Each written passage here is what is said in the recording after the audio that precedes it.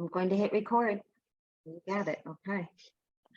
So welcome everyone. A happy Earth Day. Welcome for a special lunch and learn today with the 2030 district. Please go ahead and introduce yourselves, put your name and organization in the chat. We're going to get started today just with a quick update from the Detroit 2030 district from Connie Lilly, and then we're going to turn it over to our presenters for a special presentation on one-time use plastic and how we can reduce it. So with that, Connie, I'm going to turn it over to you. All right. Hello, everyone. Thank you for joining us today on this special Earth Day lunch and learn. And I just wanted to give a quick overview of what 2030 is for those of you who aren't familiar with it. We are Detroit 2030 district, and we are one of now, as of this morning, 24 2030 districts across North America. Bellevue, Washington just came on. So we're excited about that. We have almost 600 million square feet dedicated to our cause across North America. And if you didn't know, we all kind of launched off of Architecture 2030 Challenge, and by an architect named Ed Mazria, who challenged architects in 2014, I think it was, to build buildings better, renovate them better. And his actions were, and his suggestions were, to reduce energy and water consumption, as well as transportation emissions to and from buildings. So that was his idea and his challenge he put out to architects. And then another architect said, let's take cities instead of trying to do this with one building owner at a time. And so Seattle formed probably shortly after that with a grant from the DOE, and then they made this idea replicable, and here we are today with 24 cities. So 2030 comes from the year 2030, and obviously we're closer to that than I guess we'd say we'd like to be, right?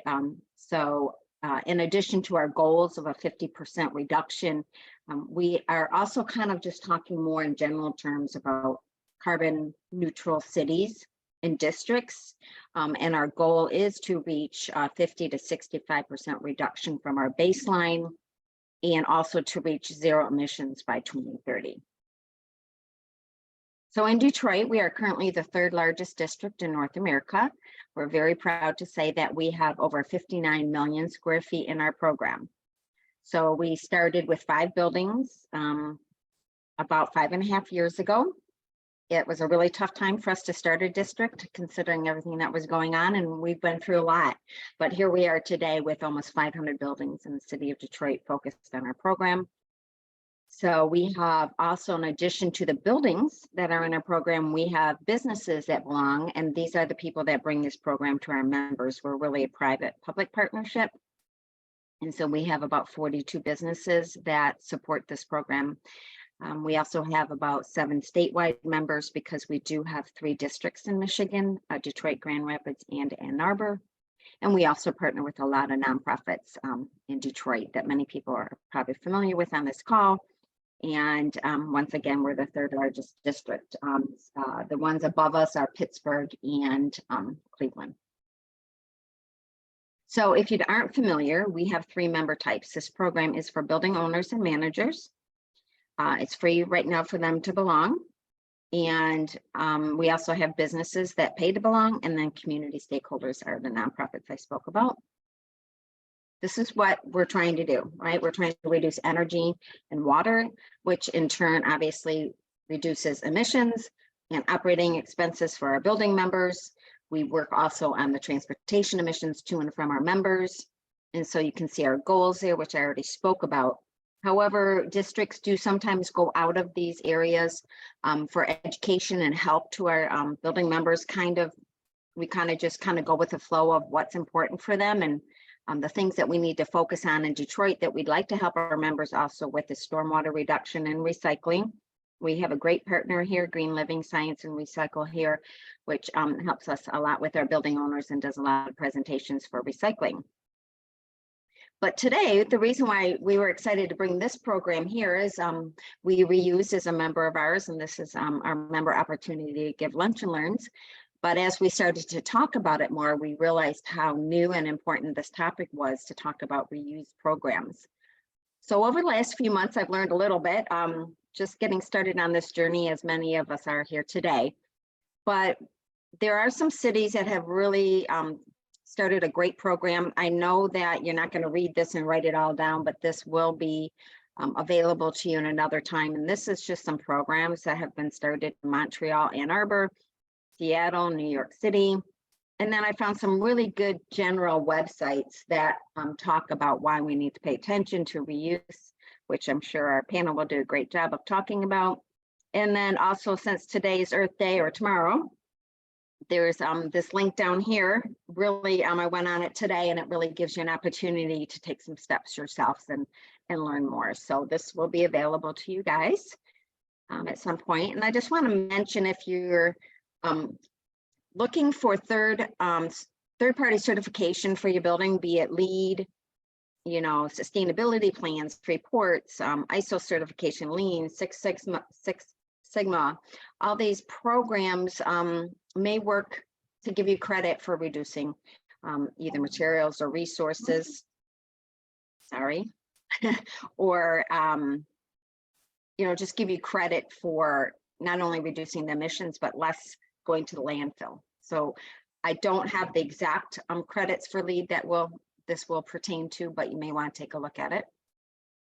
And also, if you're looking at scope 1, 2, and 3 emissions for your company, it was very important. Reducing plastics and landfill will probably most likely fit into a few of these. So you just want to take a look at this yourself if you're working on this, paying attention to reducing your emissions. And I can't leave without saying thank you to our main stakeholders. These are the companies and the funding that we get to run this program. These are our main Platinum founding members. And then this is a list of all of the businesses in the Detroit area that want to see our program grow and build a sustainable Detroit and reduce carbon emissions. So thank you to all of our members on that slide. And just want to make sure everyone knows about our second award breakfast for the biggest loser for energy consumption in June. And this is how to get involved. You can add a building into our program, sponsor an event. You can become a business to get involved, or volunteer. So that's our website there. And as you can see, that's our logos for our 3 districts in Michigan, which we're very proud of. And we have a lot of social media going on, so feel free to follow us. And we also have a very useful newsletter if you want to sign up for that. So with that being said, I am now done with the 2030 district update. And so thanks for listening. And we're going to get right into our actual program here. And just in case you just joined us, this program is being recorded, and it will be on our Detroit 2030 district YouTube page. You can send it to other people or review it another time too. But at this point, I'd like to introduce Kelly Urban. She's the CEO and founder of We Reuse. And she has put together a great panel so that we can talk about how this might make a difference to our building members in Detroit, what cities are doing. It's just meant to be an open discussion to go through challenges and pros and cons. And I'm assuming there's a lot of pros. So Kelly, I'm going to let you take over, let you share your screen. Thanks, Connie.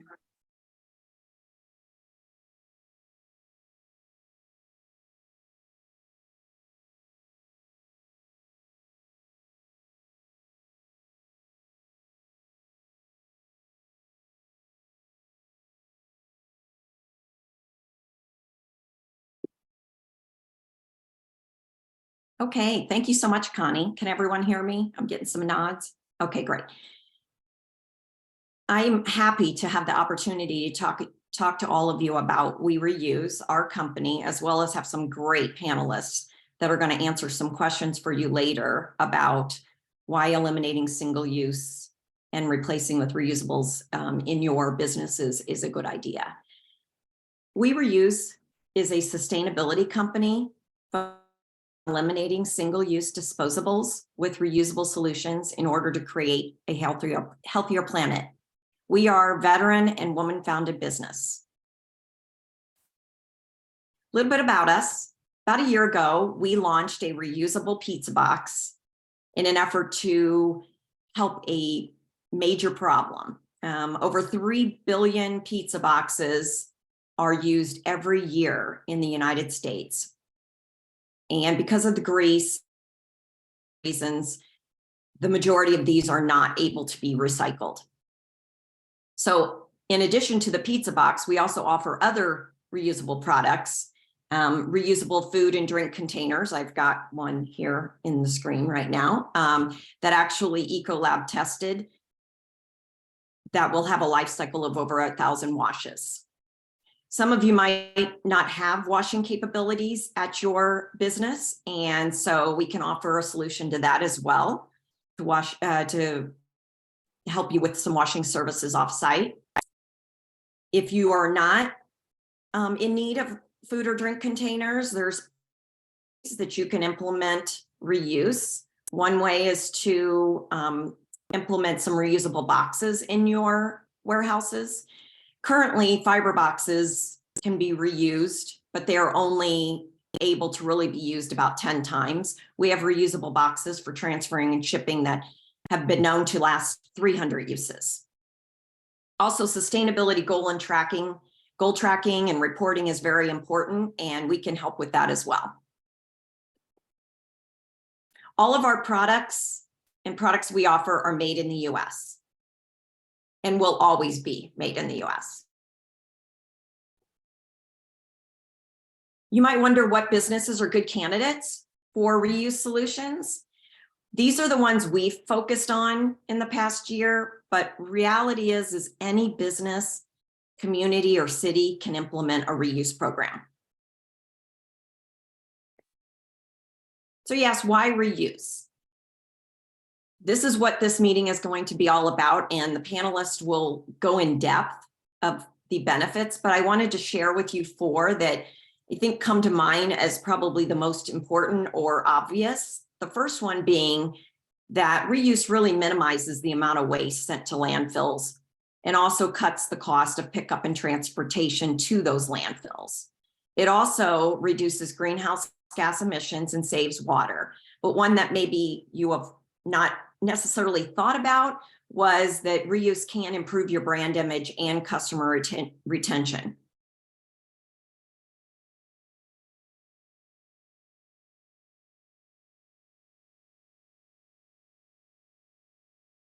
Reducing the carbon footprint in general, I think, is something that people talk about, and in putting all your benefits into one, I thought I would just share this study that was based on and reusable cups, and it measured the actual carbon footprint. Here you can see if you used 500 single-use plastic cups versus using and washing a reusable plastic cup, and how much you can significantly reduce the carbon footprint. So I just wanted to share this one study. There are many out there. This one is a little more impactful, but that is all I have to share. And I know it's just a brief introduction about what the company We Reuse is, but our panelists are going to talk about more of different experiences they've had with reuse in businesses. And I'd like to, at this time, introduce our panel. First up is Cameron Barwick, Chief of Staff of Redish. Cameron, do you want to introduce yourself? Yeah, hi everyone. Thanks so much for having us on. We're thrilled to be here. I'll let her speak for herself. I'm joined by Jackie Ebner, who's our head of sustainability at Redish, and she certainly knows a lot more about reusables than I do. So I'll just provide a brief overview of what we do as a company, and I'll let her speak to the environmental and sustainability benefits. But at Redish, we provide all of the back-end washing and infrastructure that facilitates reuse at scale. So I'll get into this more in a second, but if you have a big reuse program you want implemented, oftentimes getting the reusables, washing, sanitizing, the environmental metrics reporting are key components of that. And that's what we focus on, all the nitty-gritty aspects of what it takes to implement reuse. Thanks very much, Kelly. I'll pass it along. All right. Next up, we have Danielle, and I hope I pronounce it, if not correctly. You can do it, Kelly. You got it. I can do it. Azulay? You got it. Okay, she's the founder of CSO Shop. Tell us a Thank little you. bit more about the CSO Shop. Yeah, thanks so much. And thank you everyone for having us today. Really excited to be here with you all in celebration of Earth Day. I have spent the past 15 years of my career embedding sustainability programs within some of the world's largest consumer products companies. Companies like L'Oreal, Bed Bath & Beyond, Marc Jacobs, to name a few. I left that space in November because what I really wanted to do was be able to help many companies, advise many companies on small but impactful changes that they could make under the umbrella of sustainability, getting us all closer to our 2030 goals. So if you have any questions at all, please feel free to reach out to me. Happy to consult or give advice. And again, really happy to be here today with you and Redish. Thank you, Danielle. And last but not least, Dr. Jackie Ebner, Head of Sustainability at Redish. Thanks, Kelly. I'm so happy to join this panel today and to be with We Reuse on this Lunch and Learn with all of you on Earth Day. I'm Jackie Ebner. I've been working in the field of sustainability for about 20 years. I'm a professor at Bard College's Sustainable MBA program, and the founder of Elucidative LLC, which is a consultancy specializing in circularity, reuse, and life cycle assessment. And I joined, as Cameron said, the Redish team in January as their head of sustainability. So happy today to address any questions that you might have about sustainability and how it relates to reuse. Thanks, Jackie. I'm going to stop sharing now and we'll get into the questions and answers. Okay, first up, my first question is, what are the main benefits of switching from single-use to reusables? Jackie, do you want to elaborate on any environmental benefits that you can think of? Sure, I'd be happy to. I'll probably elaborate on some of the points that you raised earlier, and then we can dig in a little bit further if people have questions. So you mentioned the amount of pizza boxes that are used, but actually it might be interesting if people want to take a guess in the chat of how many single-use food service products are used in the United States each year. Anyone want to take a guess at that? Million, 100 million, I'd be scared. billion. Well, the answer is, no one's brave here. We have any brave ones? 4 million, 4 billion? 4 trillion. Brilliant. 1 trillion is the number that I have. So 1 trillion, that's a huge amount of single-use food service items that are used in the United States each year. And each of those come with a cost.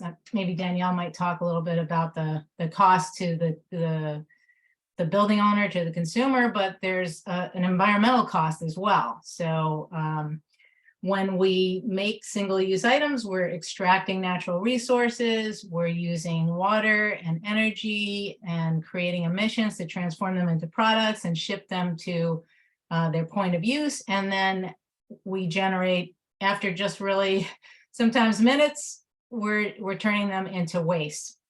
And that's a tremendous amount of waste that our waste management system has to handle.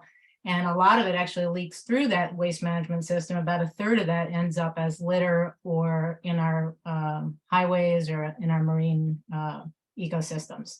So it's a big problem that we're trying to address. And the idea behind reuse is really to think about it a different way. So rather than thinking about a take, make, and dispose type of linear system, we're thinking about circular systems, where instead of trying to make a single-use item less damaging by maybe taking some of the material out of it or figuring out how we can make it go away more efficiently at its end of life, we're thinking about a better way to design things. We can make a durable, high-quality product that's probably a better dining experience, and we can use it over and over again. And in doing so, we're only making that item once. So we're only extracting the materials, we're only using energy and water to transform the materials, and we're only disposing it once, but we're getting many different uses out of it. So that's kind of the basic gist of reuse and circularity. And I'll turn it over to Danielle, but I'm happy to dig into any questions or more detail in the question and answers. Thanks, Jackie. You know, when I think about these types of programs like reuse or redish in the context of the business world and the sustainability goals that businesses are setting, you know, one key goal that a common goal that companies have is zero waste to landfill. And a lot of these plastic containers, you know, we think that all plastic, just chuck it in the recycling bin and, you know, it'll get recycled. And the reality is our national recycling rate hovers around 12%.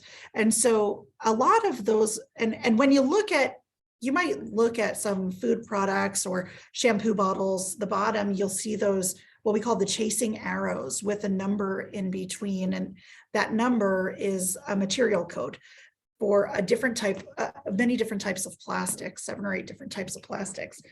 And municipalities typically are only recycling number 1, number 2, and number 5 plastic. Number 5 is not that common still. So really number 1 and number 2 plastic. Number 5 is found in yogurt cups, in a lot of takeaway containers. So to your point, Jackie, you know, our landfills are filling up quick with a lot of things that, first of all, are durable, right? Plastic is a durable material, not necessarily meant to be used as a single use, and we're using it as single use. And because of our lack of recycling infrastructure, you know, we're not able to capture these items and put them back into a circular economy to recycle them.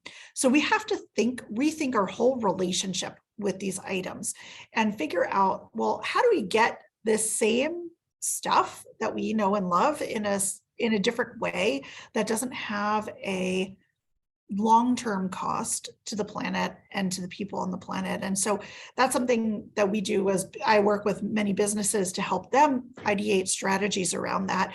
You know, there's a lot of things that go into developing this strategy. It's actually one of the easiest initial strategies to get associates or employees on board. And you know, it's a real competitive job market right now. And I will say that in my experience, Gen Z, our latest graduates out of college, are not settling. They want to work for companies where they are feeling like they have a personal impact. So from talent, attraction and acquisition and retention, you know, taking what may seem like small steps to change your in-office environment can actually have large benefits beyond just the recycling of the material or the eliminating of that waste. If you rethink, you know, the disposal and, you know, so it's really think about creating fostering a culture of sustainability. And this is really one tangible way that that companies and communities can do that. So, you know, there are many benefits, as Jackie was saying, and also in terms of hard costs. I mean, I will say I'm most familiar with the system in New York, and I'm sure in New York City, and I'm sure Cameron actually can tell you like I'm sure he's got the numbers right at the tip of his fingers, but you know, we talk about, first of all, the cost to purchasing the Tupperwares or food containers, right? We talk about the cost of collecting that waste, measuring that waste, managing that waste, getting the waste haulers to take it out, the tipping fees associated with it. You know, now there's sort of taxes in places for to put in disincentives for using materials that cannot be recycled in some cities, right? So when you think about the hard costs, the cost avoidance, but also if you can calculate the opportunities, the cost associated with the opportunities of managing this stuff in a really proactive way, the opportunities I think are really, really endless to do the right thing for the environment, but also really do the right thing for your business in terms of employee engagement and long-term retention. Thank you, both of you, for sharing that. Danielle, can you elaborate a little bit more? You've talked about businesses and the cost of necessarily of single use, and I'm sure you've had many examples of implementing reuse in businesses. Can you share some of those successes and how did you track those? Yeah, they can go from small, right, to say looking at the coffee stations on every floor and saying, you know what, we want to eliminate the single-use paper cups. Those are paper cups lined in plastic, inherently not recyclable. In the circular economy world, we have a kind of a funny term for them. We call them monstrous hybrids because they are materials that are fused together and you cannot take them apart to recycle them. So, we will look at everything small to large. So a good place to start is just your morning coffee. And what we do is an analysis of how much money are we spending on coffee cups on an annual basis? How many people do we have? If we were going to purchase reusable mugs or give incentives to our employees to bring in their own reusable mugs, what would that look like? What would that cost? Is there a way to make this fun for employees? One company I had, we did like everyone got a reusable mug that had those markers and you could write a message on it, an inspirational message on it. And so you would put it in the dishwasher at the end of the day, and the next morning someone would get your mug of inspiration and your message. And, it was a really cute way to sort of foster goodwill throughout the office. So that's, I would say on the smaller scale. The larger scale is I've worked at companies that have canteens or cafeterias on site. And the amount of packaging, single-use packaging that's created just from that every day, breakfast and lunch and snacks in between is really astounding. And so, working with companies like Redish really helped us to practice what we preached in a way, right? Because we had these really strong sustainability goals, really ambitious, but then everyone would go to the cafeteria every day and get the disposable stuff, packaging, and they weren't feeling the message that we were saying. And so it is a way to reinforce your credibility, your authenticity, and your commitment to sustainability in a very tangible way. Because, we focus on waste management, upstream and supply chains and things like that. That's not tangible to your employees. And your employees can be the biggest advocates in your community for your business, right? So that was our goal. How do we turn every one of our 14,000 employees into our spokespeople on sustainability, that we're walking the walk, not just talking the talk. Redish is a great way for us to be able to demonstrate to our employees that, we cared. It's also important. We had a lot of outside guests who would come in, vendors, people from all over the world, and the reputation of the company as being a sustainable company, and then sharing a meal with them in an environment that did not align with that really undermined sort of the messaging and what we were trying to do. So it's a really critical piece of the puzzle in terms of making people feel and think and align with, what you're telling them is what you care about. Thank you. Kelly, if you don't mind, can I tack on 2 comments to just what Danielle said? Yes, Because I was going to say, she please brought up share your tracking and you're dying. Yeah. To do it, I know. No, so we do, with our reuse programs, our scaled reuse programs, we do customer surveys. And apropos of what Danielle was saying, I think there were two really interesting takeaways from some of our more recent surveys. One, over 80% of consumers at our clients felt better about their companies and as a result of our reuse program. And we think that's a really exceptional number, right? I mean, if you go to a chief people officer or an HR manager and said, I would like you to find me a program where 80% of my employees feel better about us as a business, I can't imagine what they would pay for that type of program. And it's what it is it's the visibility of it all, which I'll circle back on a second. The second point that I think speaks to the sustainability of reuse is this is not just as simple as I have a reusable mug, I have a reusable 9x9 clamshell. Those are great, and there are very direct environmental impacts, but it's seeing circularity in everyday life and practicing circularity and practicing sustainable, utilizing sustainable actions. That's the sort of downstream effect that can be really significant. And our survey said that over a third of users actually implemented more circularity into their day-to-day lives as a result of seeing how easy reuse is. The final point that I just want to make that I thought Danielle was alluding to is, when you think about the cost of various reuse programs, because there, as with everything, there is a cost to environmental sustainability, right? There are so many things you can do that can have an impact, but can also be time intensive and cost intensive. You can install solar panels, you can reduce water, you can get new toilets to reduce your or to increase your water efficiency, right? These things take a lot of time and can be expensive, but the benefit of reuse is that relative to many of those other programs, they're not nearly as cost intensive. And as Danielle, I think so aptly put it, they're hyper visible to your stakeholders, and that visibility is just so critical and important. So sorry, I'll get off my soapbox here. No, I'm glad you added that. The question I was talking about with the successes, we really needed to hone in on that. So I appreciate it. Do you want to talk a little bit about more of tracking? Because I know that this is very important to the 2030 group, and they have goals. And how at Redish do you guys help your businesses track and help companies meet their goals?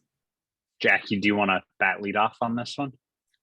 Yeah, sure. So the main way that it would probably impact, so in the introduction, a few different certifications were mentioned. So true certification, LEED certification. So there are definitely certifications that would support points towards waste diversion. Specifically, at Redish, we provide impact reports where we actually calculate the impact in terms of greenhouse gas savings, water savings, and waste diversion of the amount of reusable food service ware that you use versus a single-use alternative. And we do that through a tool called life cycle assessment. I think that Kelly showed an example, actually one of the journals that I published in Cleaner Production, that showed a graph that demonstrated the difference between a cup that's single use versus a reusable cup, and showing the greenhouse gas benefit. We've conducted LCAs on all of our dishware as a service offerings and compared them to single use. And typically we see somewhere around 20 to a 90% reduction in greenhouse gas emissions. It depends a little bit on what you're comparing to and which particular SKU. We have eight SKUs that we offer. So some of you might be familiar with this tool of life cycle assessment. It's in the form of EPDs, or environmental product declarations. They're very common in the built environment in terms of a way to communicate the results of a life cycle assessment or the results of an LCA. So we use that same tool to look at the impacts from all throughout the life cycle of the product or service. So everything that's involved in delivering that service to the customer, we compare it apples to apples and are able to quantify that impact, and then we provide that reporting. And another service that we also can provide is, and you alluded to it, Kelly, as well, is in terms of the scope 3 emissions. So if you're looking at your upstream emissions, which purchased goods and services would fall under scope 3 emissions. So if you look at purchased goods and services and you're able to show, a lower number because our service delivers the same delivery of, food in a much more environmentally friendly way and reduces your greenhouse gas emissions, you can see a reduction in your scope 3 emissions if you're reporting scope 3 emissions. And do you have anything to add, Danielle? Did I miss anything on that? No, that was great. Okay. Okay, thank you guys. I'm going to end on my favorite quote that was said today is reuse is hyper visible. I love that quote. When you think about sustainability, a lot of things that businesses record and track, they're not as visible, and reuse is very visible. And that is important to customer retention. It's important to your employees. So that is one thing that I just want to make people aware of and bring that up again. At this time, those were my questions, and I know that there's probably several questions in the audience. At this time, I'm going to turn it back over to Kendall. And Kendall, if you want to go into the chat and let people ask questions. Thank you for that, Kelly, and thank you for our panelists. So we didn't have any questions in the chat. There was one that was more specific locally that I think Natalie helped answer. But I think if people would feel comfortable turning on their cameras, raising your hands, we can have a discussion or ask questions at this time. I have a question that I would like the panel to elaborate, or at least Cam elaborate a little bit more on. So you guys are running a dishwashing facility in New York City. Could you tell us a little bit more about that and how that benefits, venues and whatnot that really don't want to do the dishwashing themselves, and how you're working that out?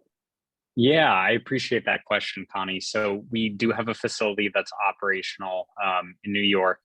We're in South Williamsburg right now, and excitingly, we'll call it 30 to 60 days from now, we should have a second washing facility that's open in Philadelphia. So we are expanding as quickly as we can, as quickly as we feel is practicable. And the way that I will answer your question is for all the participants on the call. And I know not everyone has videos on, but think to yourself, what happens when you wash Tupperware or deli containers in your dishwasher at home? How often does that Tupperware ever come out of your dishwasher dry? And if you said it's ever come out dry, you must be a wizard, because never happened with me. And as far as I understand, it's not possible, because the containers that reusables are made out of, polypropylene, does not retain heat, which means that it's incredibly difficult to dry. What this means, to answer your question, Connie, is when you are considering a reuse program that has material scale, it's very important to consider how that reuse will actually happen. Said another way, how that washing and sanitization will actually occur, because unfortunately, washing reusables that are certified for up to 1,000 times isn't quite as simple as washing your standard plate at home, because there is some drying time. What we have found as a result is that you need customized machinery, you need automation, and then you need inventory management and tracking software to actually enable the washing and sanitization of reuse at scale. So that's what we're focused on at Redish. And our whole mission is to enable a healthier planet by transitioning folks to reuse. But our perspective is that to actually see that future through, you need to have that back-end infrastructure to facilitate it all. And it's really that large-scale problem that we are focused on helping solving. And that's what I'll go so far as to say we're pretty effective at doing. Does that answer your question, Connie? Yeah, so where you put your facility, about how far out are the locations that you pick up and drop off daily? Yeah, that's a great question. So it depends a little bit. We have our own transportation fleet. In general, it's about a 50-mile radius from our facility. However, we do have third-party partners who have their own really significant reuse programs at scale. They might have, purely as a hypothetical example, 50 to 100,000 cups or millions of cups that have been used somewhere that need to be washed and sanitized for reuse. They will come to us, they will ship them to us because the numbers are big enough. And they will say, we need you to wash these, sanitize these, repack them, and then we will come pick them up from you. So there are two different models. If it's something that's happening on an ongoing basis, we've got about a 50-mile radius. So New York, Philadelphia, that gives us actually the majority of the Eastern Seaboard in terms of what we can service from our transportation fleet. However, if you're really significant scale off of one-off events, we can also take shipments. Great, thank you. Thank you. Kendall, do you want to? I know there's got to be more questions out there. Kathy Moretto has posed a question, probably good for Kelly. Can the cups be customized by maybe a logo or information? Can companies do that? Simple answer, yes, they can. I know that there's others that might want to talk to this. There is some studies that talk about whether if you brand them, you do have an increase in loss potentially. So you have some that people think of them as a souvenir, therefore they want them, and that can impact your cost. But I'll leave that up to any other panelists. But the answer is yes, they can be branded. Particularly, you'd want to at least still say, this is a reuse cup return at the end of the event. So. Danielle, do you want to comment on that a little bit? I'm sure you've had that question come up in your work. Yeah, I think Kelly's right in that you have to build in a certain amount of, leakage account for some people taking this stuff home with them. Ultimately, it wasn't such a problem for us that it was an inhibitor of continuing a program. But I think that, I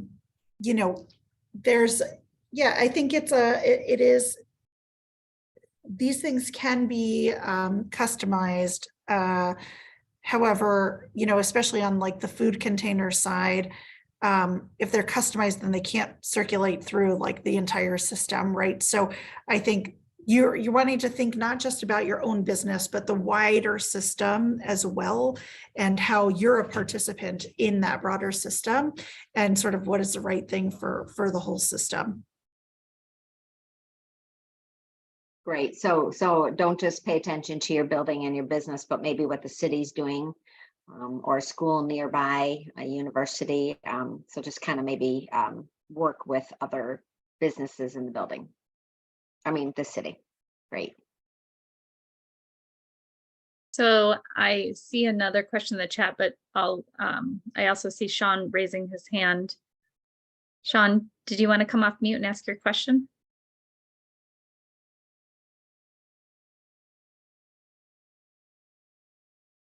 Oh, you're still on mute. Oh yeah, still on mute.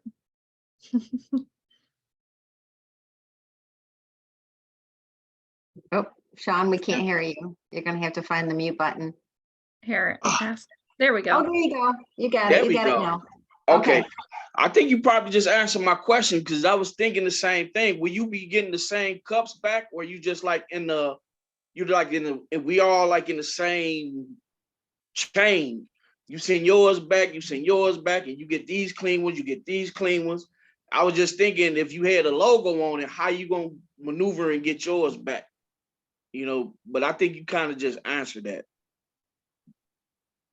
The answer that I heard, just to add on to Danielle's, I thought, very eloquent answer, the example that I heard that I think speaks to why not necessarily individually branding is more environmentally sustainable. As you think about like a bike share program in New York City, for example, it is much more efficient from an from an environmental perspective to have everyone utilize the capacity of shared bikes rather than everyone have their own individual bike. It reduces parking, it reduces space for bikes everywhere, it reduces traffic in the lanes. You don't have bikes getting moved around or one specific thing that can be used. So you apply that to something like a reusable cup or a reusable piece of dishware. Environmentally and from just a management perspective, it's far more sustainable to have reusables that are oriented toward a larger population rather than individual populations that can only use certain types of units. Yeah, that's what I thought. Yeah. So, It's a great question. Yeah, so like in Ann Arbor, they're piloting, I don't know if it's still a pilot or not, but they're piloting to-go containers with a few restaurants. And they can pick up their food, but then there's places they can drop them off at any of the restaurants participating. So I think there's so many different ways to go about doing this, and somebody might start something on their own, but then end up being in a bigger program down the road. You know, if the city or an area or university wanted to implement something, they may then join that. But yeah, there's lots of different ways to go about it. And to your point, Connie, if you have an environment like a university or an arena or a venue, those environments are large enough that it may make sense in that case to individually brand. You just wouldn't want to individually brand for, say, an office of 300 to 400 people a day. In that case, it wouldn't make a lot of environmental sense, but in the bigger cases, it would. Yeah, that makes sense. In the bigger venues, our sports arenas, like you said, they could put their logo on it and, you know, just realize some of it's going to go, but you could also put it into a location that maybe it's in part of a member club or a specific group of people within that organization. So say you belong to the Lions group, I'm not sure of the exact name of it. Then those people understand this process, and you've, you know, explained it to them as well that, you know, these are things that stay here. So I think if you have a big venue, you can try areas first and then open it up to possibly the whole arenas. We had a couple of additional questions in the chat. Some are regarding like size of the customer. This one's more specific about the size of an office of 25 people, but what's the turnaround time for washing and returning usables?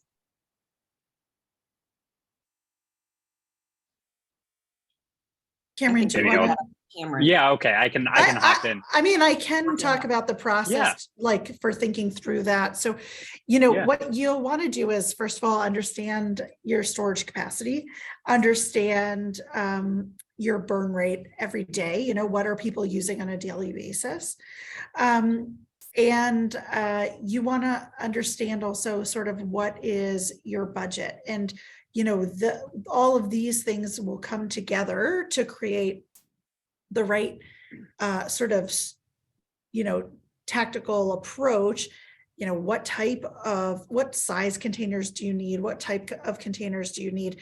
And also, you know, where are they going to be stored, either before or after they're used, right? So, and how frequently do you want that pickup? When, you know, when we were using Redish, we did it on a daily basis because where the capacity was so big. You know, we had a very minimal storage space. So we needed someone to come and pick up all the dirty containers on a daily basis and bring in the ones to be used that morning, because we just couldn't do it any other way. So, you know, there's a lot of variables that depend on sort of what the right cadence or of pickup and deliveries is.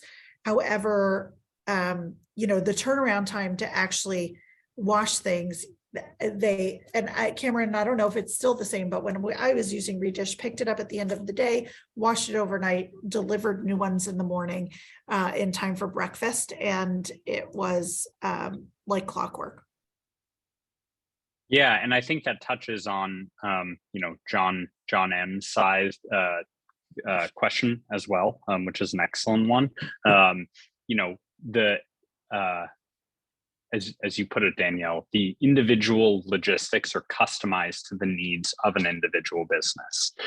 So for a small business with an office staff of 25, that is a type of reusable program that I think could probably be operated internally, right? Maybe you have a dishwasher and a kitchenette that can handle it. Maybe the reusables are washed by hand, and that's still going to be super, super efficient. In Danielle's case, when we were servicing one of the large consumer packaging companies, we're talking about upwards of as many as 1,000 meals served a day, and that necessitates daily pickup, daily drop off for the inventory in that process that Danielle described.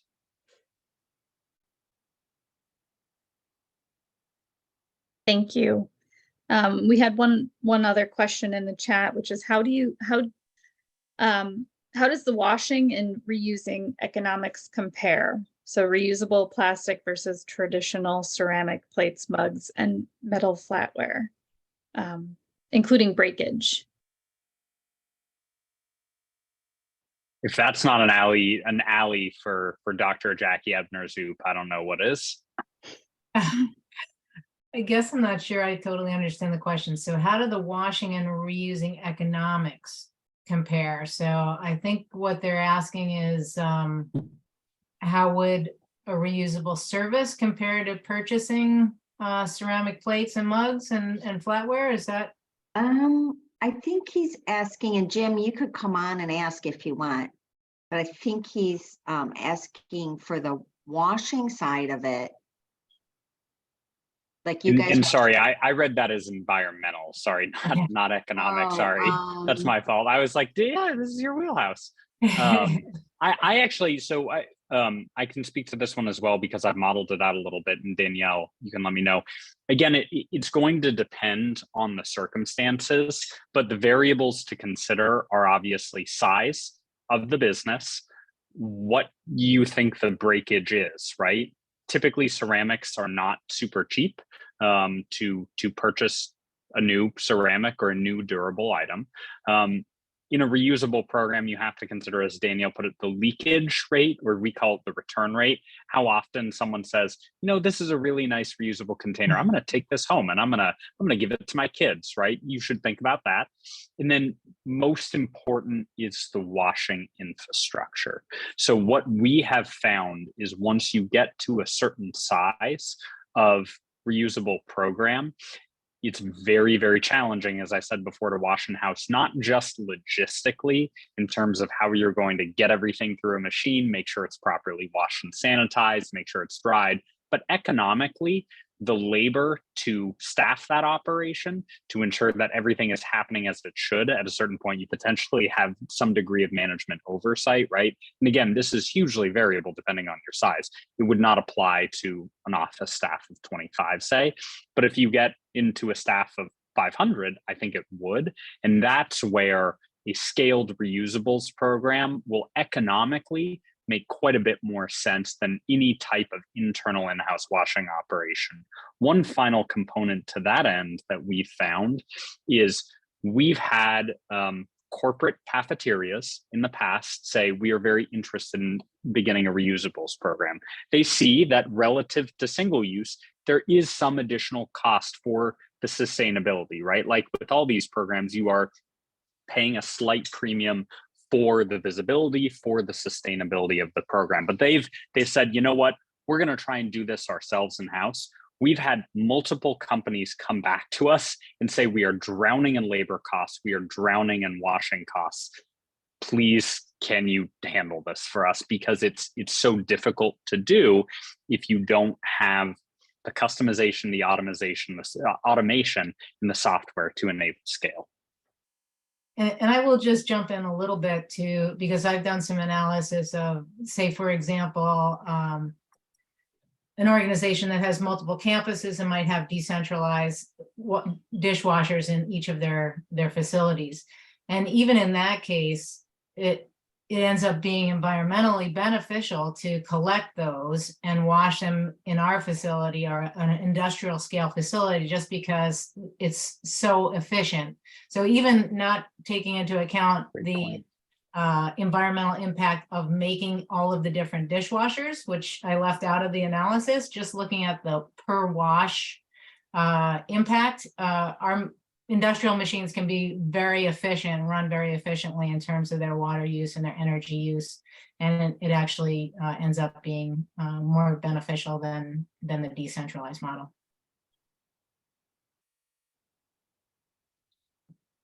I don't see any other questions in the chat right now. We are getting close to 1 o'clock, but I wanted to make sure everybody knew we did extend this lunch and learn to 1:15 just to allow for additional time if we had additional questions. I don't see any right now, but again, feel free to raise your hands. I'm also curious, who, or I guess the reason, so everybody who's attending right now had interest in learning about this topic, and I'm wondering, what are some of the barriers that you see having when you think about reusables at your facilities or for your organizations? So I just had a question for the group, if anybody would like to share.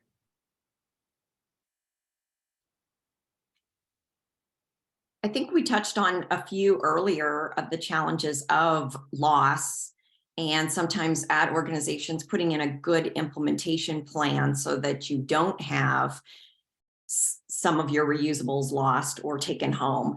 But I'd like to hear from the other panelists to hear any other challenges. I know there have been challenges like Cameron mentioned before about just drying. If you try to wash these reusables in-house, sometimes the drying does take a while. Hence the reason there are companies like Redish that will offer that service. But can you guys talk about any other challenges that you have encountered and what can we get past?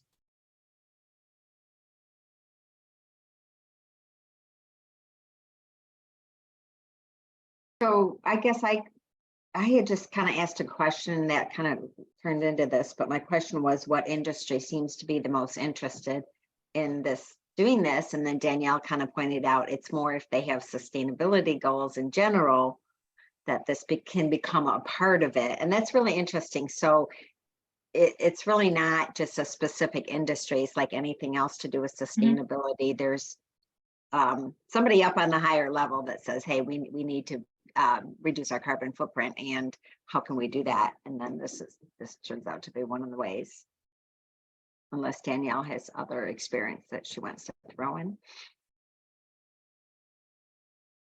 No, I think that it's orientation around sustainability. It's one of the critical mitigation strategies that we can employ to get to zero waste.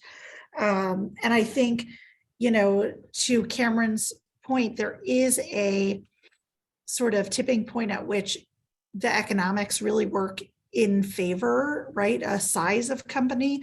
But for smaller companies that are oriented around sustainability, it may make sense for them too. So, I think it's something that feels small that you can do to really impact the day-to-day experience of your employees and your organization. It's like that old adage, like every little bit adds up, right? I mean, it really is. It really adds up. It's shocking at the end of the year how much waste you end up saving. Yeah. Sean has a question. You said we send them out to be cleaned at the company, right? That properly cleans them. How much cleaning has to be done on your part for them to be packaged and sent out? Like, let's say you serve, what are we talking about? Like plates and cups and stuff like this here? I'm trying to get an understanding. Okay. Let's say you had an event. How much work do the kitchen staff got to do to wash these reusables to send them out to be clean? Is that something Yeah. that must be done, or do you just send them out filthy? I'm Great question. Yeah, and I think it will vary. All I can answer for is on behalf of Redish and what we ask our customers for. We ask for a light dump of food. So if you go to most environments where our clients are, you have a few different waste streams. You have your trash, which ideally you wouldn't have, but most do. You have recycling, you have food compost, and then you have reuse. So typically it's very simple, right? You have your food, maybe you have half a sandwich left over, a little bit of soup, you put that in the food compost, so you scrape it out, you place it in the reuse bin, and you're done. That's all. There's no kitchen staff component. So Sean, one component I know you mentioned is the costs of changeover. I think reuse programs like We Will Reuse, Redish, the reusable programs that Danielle has worked with in the past, it's very important to orient toward limiting what those costs are to make things as seamless as possible. And that's a huge component of what we try and orient ourselves toward. There is no effort for the kitchen staff, right? It's the same as single use. You put the food in a container, someone eats out of it, and then it's on the individual consumer to just put it in the right bin. That's all it is. I have a question for the group. I'm curious, what percentage of your waste would you say are single-use items? I don't know who asked that, but that's a good question. Who asked that? I do. Oh, Jackie did. Okay. I don't think they know. Okay. But Jackie is what you're getting at. They tend to take up a lot of volume. Right. Yeah. Even if they don't weigh a lot, they take up a lot of space. Yeah, I was going to ask you that about how they measure the reduction. Is it by weight? But yeah, it's not necessarily heavy, but it's the amount of space that you need. And for transporting, the transportation to the landfill, can be greatly reduced, obviously, in cost, right? Because it's a lot of materials. I think somebody else, John from Little Caesars Arena, I don't know if you want to open up your camera, but he has a question concerned on the size of the building, capacity, and the frequency of events. But what is your actual question? I know that's your concern, but I think that it's not a problem. I don't know if he's still here. I see him. I think the question is. Yeah, I was answering Kendall's volume. question. Yeah, just about Volume. frequency and volume. Mm-hmm. With such a large facility and so many events and so many people going through. Okay, gotcha. Yeah, we have, I mean, in mid-season, we can have up to 7, not every day of the week, but 7 days where we have 15,000 people in the building. Not very many washing facilities outside of what we use in the kitchens. And how fast would the turnover be able to keep up with that? And would we need, our own facility even for how big of a scale that would be that frequently? So John, yeah, I was going to say it's a great question, and it's a concern we hear frequently. And to be very candid, circumstances like this are why Redish exists, right? It's a perfect fit for a scaled reuse program that handles reuse at scale, right? Quick turnarounds. It's exactly the circumstance Danielle described. You pick up, you wash overnight, you have a spare set of inventory so that when you come to pick up, you're getting a fresh set of reusables. So there's never any downtime. And then whatever gets washed gets brought back again the next day.